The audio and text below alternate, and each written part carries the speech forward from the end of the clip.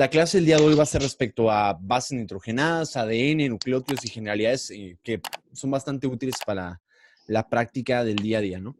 Entonces, por ejemplo, digamos que acá tenemos nuestros cromosomas, ¿no? Recordemos que nuestros cromosomas tenemos el brazo P, el brazo largo que es el Q, un centrómero en el centro, que si está separado en la fase S, ¿no? Ya se duplicó el material genético, pues acá tendríamos otro brazo corto y otro brazo largo, ¿verdad? Pero ahorita lo vamos a quitar para fines prácticos. Si esto lo seguimos desenrollando en el sentido del negative supercoiling, vamos a ver que tenemos el ADN envuelto en unas tiritas que conocemos como unas pelotitas, conocidas como nucleosomas que vimos en videos pasados, ¿no? Que en realidad son octámeros formados por un conjunto de proteínas llamadas histonas, ¿no? Obviamente no nos vamos a meter mucho ahorita por cuestiones de tiempo. Es una doble hélice, la clásica que vemos en todos los libros. Ahora, lo primerito es entender que los nucleótidos se unen entre sí. Es decir, por acá va a haber un nucleótido que va a ser, no sé, citosina, y acá del otro lado va a haber otro nucleótido que va a ser guanina, ¿no? Que se unen entre sí por una base nitrogenada. Entonces, hay que entender primero qué es un nucleótido, ¿no? ¿Qué es un nucleótido? Que no es lo mismo nucleótido, base nitrogenada y nucleócido, ¿no? Lo primerito es diferenciar, bueno, ¿qué es un nucleócido? Un nucleócido tiene una S y un nucleótido tiene una T, ¿no? El nucleócido es combinar dos cosas. Una base nitrogenada, que recuerda que en el ADN puede ser o adenina, o timina, o guanina, o citosina. Una deoxirribosa, es decir, un azúcar, ¿sí? Una deoxirribosa, la S de sugar, que es una pentosa, es decir, es un azúcar de 5 carbonos, a diferencia de la glucosa, que es de 6. El nucleótido, a diferencia, tenemos nuestra base, nuestro azúcar, y además se le agrega una tercera cosa llamada fosfato, que en realidad si lo viéramos de esta manera, pues sería así. Entonces, aquí ya te puse 3 bolitas. Tenemos primero la base nitrogenada. Aquí vamos a ponerle citosina azul. Recuerda que siempre se complementa la citosina con la guanina.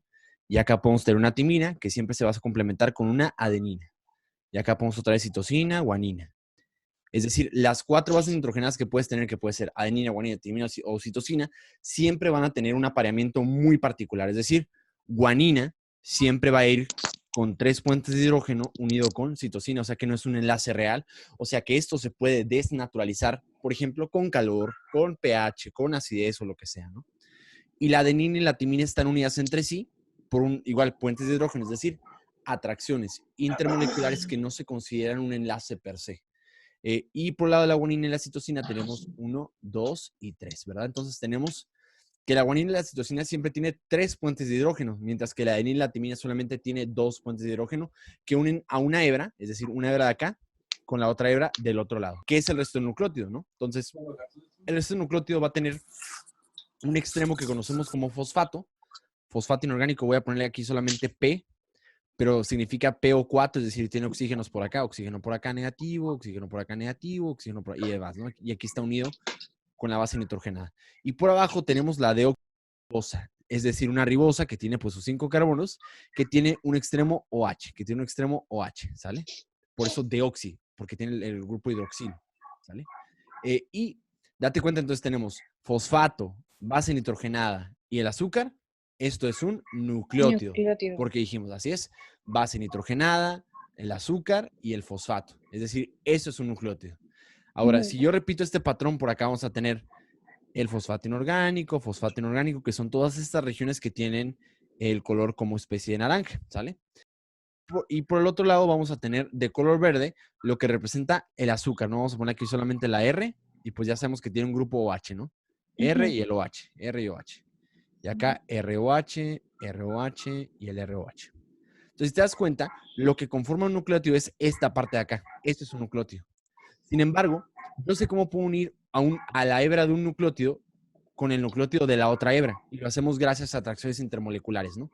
Que dijimos que esto representaba en realidad nuestros puentes de hidrógeno. También es entender que ya sabemos cómo se une de una hebra con otra hebra gracias a puentes de hidrógeno, pero falta ver, Ceci, cómo podemos unir a una hebra sobre sí misma, es decir, a este nucleótido, cómo lo podemos juntar con este otro de acá, ¿sale? Y esto lo hacemos gracias a una unión que se entabla con una ribosa y el fosfato inorgánico, ¿sale? Y esto es un enlace real, ya no es una atracción intermolecular como acá. Es decir, entre el fósforo y la ribosa siempre se puede formar un enlace.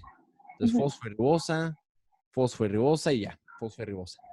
Cada uno de estos enlaces, así como tenías que saber cuando estabas en área básica, en segundo semestre, que el enlace peptídico era muy importante para la formación de proteínas de Proteínas. aminoácidos, aquí tienes que saber que el enlace fosfodiester es para formar, pues, propiamente una hebra de ADN. Normalmente, este enlace fosfodiester es para entablar propiamente los enlaces entre una hebra y otra, ¿no?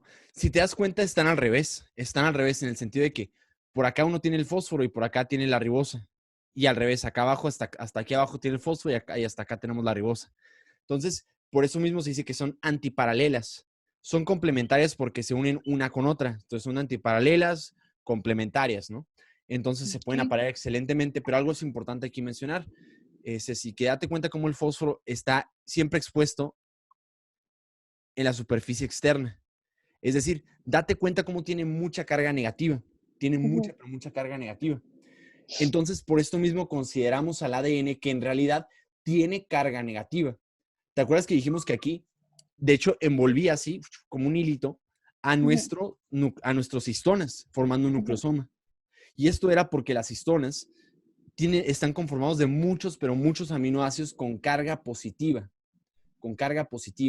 ¿sale? Y entonces como que se atraen y gracias a esto se pueden enredar. Eso es como la magia de todo esto. Y también entender entonces que este fósforo, pues por un lado está adelante y por otro lado está hacia atrás la ribosa, ¿no? Entonces, normalmente el extremo que tiene el fósforo le llamamos extremo 5'. Y por el otro lado tenemos el extremo 3' donde está la ribosa. Aquí sería 5' y acá sería 3'. Entonces, date cuenta cómo van al revés. Esto va a ser más importante ahorita que vayamos avanzando porque tenemos que saber cómo es que las enzimas como la ADN polimerasa puede leer el ADN.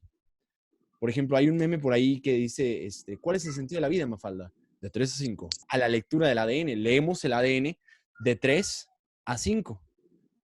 Pero como tiene que ser complementario lo que producimos un nuevo material genético de 5 a 3 para que se complemente.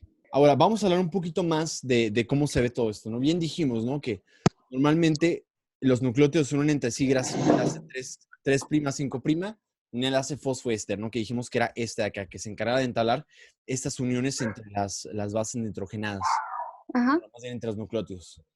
Recordemos que normalmente hay purinas y hay pirimidinas. Ujú. Las purinas son consideradas aquellas que son un poquito más complejas, tienen dos anillos. Esto, por ejemplo, es una purina, ¿sí? Que son los ejemplos clásicos de la adenina y la guanina, ¿sale? Ujú. Y también tenemos las que son de estructuras un poquito más simples, como la pirimidina, que son bases nitrogenadas que tienen un solo anillo. Ahora, lo interesante de esto es que date cuenta cómo normalmente mientras más grande sea el nombre, pirimidina, regula Ujú. un anillo más chiquito. Y aquellos que tienen un nombre chiquito como purinas son la estructura más compleja. Entonces, es una forma fácil en la que yo recuerdo cuál tiene una estructura, de qué forma, ¿no? Ujú. Entonces, también recordar que estos enlaces que tenemos aquí o estos anillos están formados principalmente por estructuras de carbono y nitrógeno. Carbono, carbono, carbono, nitrógeno. Y aquí es lo mismo, si te das cuenta.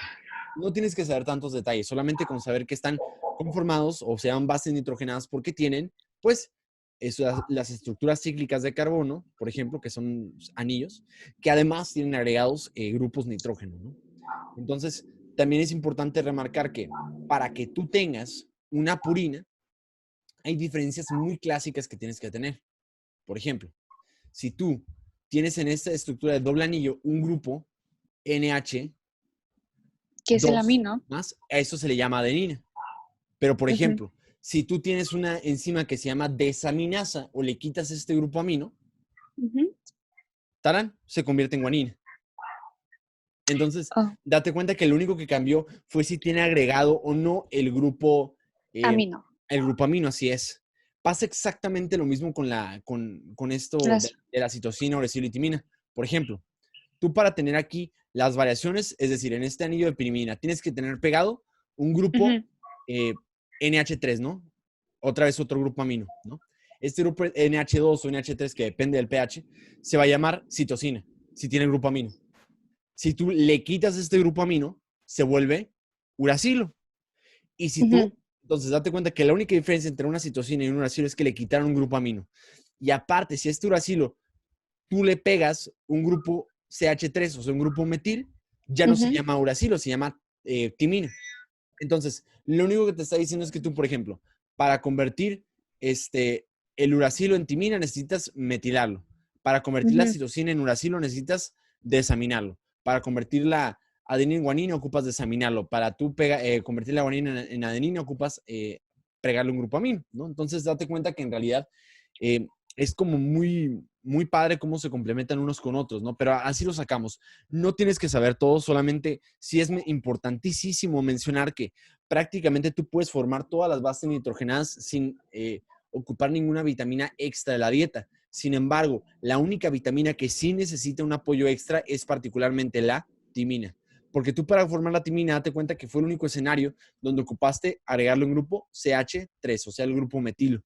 Entonces, por esto mismo va a ser importante mencionar que tú para poder metilar ocupas una enzima que se llama, una enzima que es una formadora de donadores de metilo, que se llama dihidrofolato reductasa. Entonces, la dihidrofolato reductasa, que va a encargarse de formar cosas como SAM y poder metilar, tú ocupas otras vitaminas intermediarias donde destacan, ahora sí, folato, o sea, la vitamina folato, y también la vitamina B12. O sea que básicamente la única diferencia es que para formar esta base nitrogenada extra necesitas estas dos vitaminas que normalmente pueden estar restringidas en algunos tipos de dieta que ya gracias al momento en el que vivimos en la sociedad ya se pueden tomar como suplemento del ácido fólico, la vitamina B12, ¿no? Entonces, date cuenta que esto lo podemos ver manifestado clásicamente. Si tú en una embarazada no le administras ácido fólico, pueden tener, por ejemplo, defectos de tubo neural, porque hay una producción errática de la duplicación de células y demás.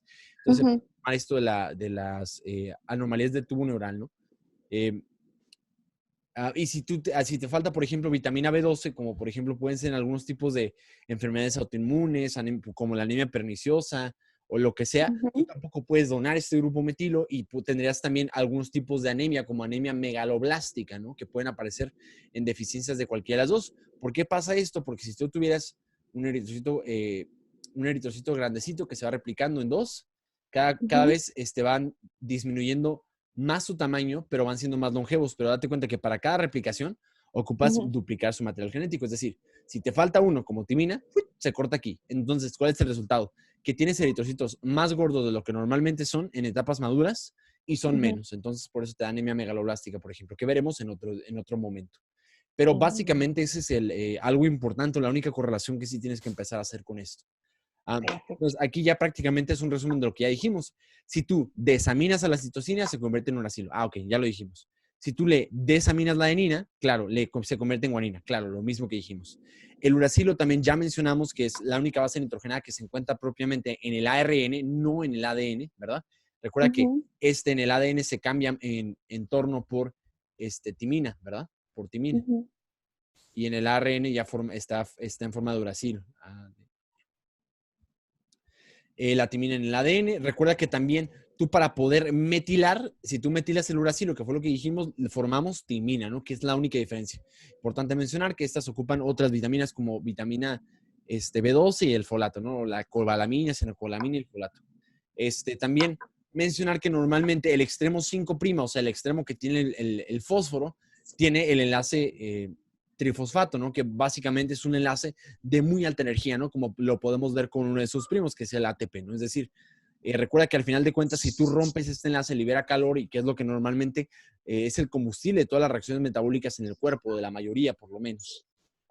También mencionar que normalmente hay una especie de mnemotecnia para recordar cuáles son purinas, cuáles son pirimidinas, que se llama pure as gold, o sea, puro como el oro. Bueno, las purinas son adenina y guanina. Cut the pie, o sea que corta el pie, ¿no? Las pirimidinas o el pie, pues, es citosina, uracilo y timina, ¿sale? También mencionar otra vez que la timina es el único que tiene un grupo metil, es decir, un grupo CH3, ¿verdad? Que fue lo que dijimos previamente. Importante mencionar, date cuenta cómo la guanina siempre se aparea con la citosina y la adenina siempre se aparea con la timina. ¿Cómo acordar que esto es así? Pues muy fácil. Bolitas con bolitas, bolitas con bolitas, Y palitos palitos con con palitos. palitos. Muy sencillo. Entonces, También recordar que normalmente la guanina y la citosina tienen tres puentes de hidrógeno, mientras que la adenina y timina solamente tienen dos. Es decir, en la vida real, tú para poder desnaturalizar un ADN o separar las hebras desnaturalizadas, pues en un material genético que tiene mucha guanina y citosina, es más difícil desnaturalizar esto que uno que tiene más adenina y timina, por ejemplo. Esto lo vamos a ver porque se tienen que someter a un pH más ácido, a mayores temperaturas, etc, etc, etc, etc, etc. Entonces aquí hacen una mnemotecnia que dice que guanina y citosina es como crazy glue, como goma muy, muy loca, ¿no? Entonces, ¿cuáles son los aminoácidos necesarios para la formación de purinas? Son la glicina, el aspartato y la glutamina, ¿no? Que son las cosas que ya veremos más adelante, los tipos de aminoácidos importantes en el cuerpo humano, ¿no? Entonces, date cuenta cómo aquí el aspartato puede participar por acá. También tenemos por acá la glicina, ¿sí? Y la glutamina, ¿no? Que sabemos que también muchos de estos tienen mucha relación, por ejemplo, por el ciclo de urea y demás cosas. Básicamente, esta es una embarrada de lo que es el ADN y lo que tenemos que aprender para hacer el siguiente paso, que es la replicación de ADN.